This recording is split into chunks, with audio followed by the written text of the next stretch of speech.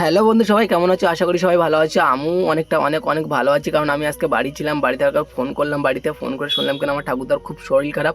ওই জন্য সোজা আমি গেলাম একটু ফলের দোকানে, কারণ কিছু ফল কেনাকাটা করতে হবে। কারণ তখন শরীর খারাপ, তো এই জন্য আমি কিছু ফলও কেনাকাটা করে নিলাম।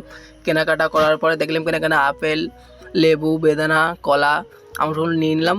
নেওয়ার পর আমি টোটোতে উঠে গেলাম। টোটোয় বসে দেখো ভাই, খালি আমাদের এটা গ্রামের সাইড বাড়ি, খালি আমাদের আমরা ভাই গ্রামে থাকি ভাই, আমাদের খালি সাইড ভিউগুলো দেখবে খালি অনেক সুন্দর লাগে। আমি গাড়িতে থাকি, তো ওই জন্য আমি সব জায়গা ঘুরতে পারি, বাট বাড়ির দিকে তো আসলে মনটা যেন একটু ফ্রি লাগে, এই জন্য বাড়ির দিকে আসি। আর ঠাকুরদার জন্য এই ফলগুলো কেনাকাটা করলাম। কেনাকাটা করার পরে দাদুকে আবার তোমার 200 টাকাও দিলাম, যে দাদু এটা তিনি যেন রাখে, সেই জন্য কিছু কেনাকাটা করে খেতে পারে। ঠাম্মা আমাকে আবার কিছু বেলের শরবত করে দিল। বেলের শরবতটা কিন্তু খেতে ভালোই লাগছিল, মিষ্টি মিষ্টি। এখন গরমের সময় বুঝতেই তো পারছো। খেয়ে দিয়ে সোজা আমি বাড়ি আসলাম। আজকের ভিডিওটা এতটুকুই, দেখা হচ্ছে নেক্সট ভিডিওতে। ওকে, বাই।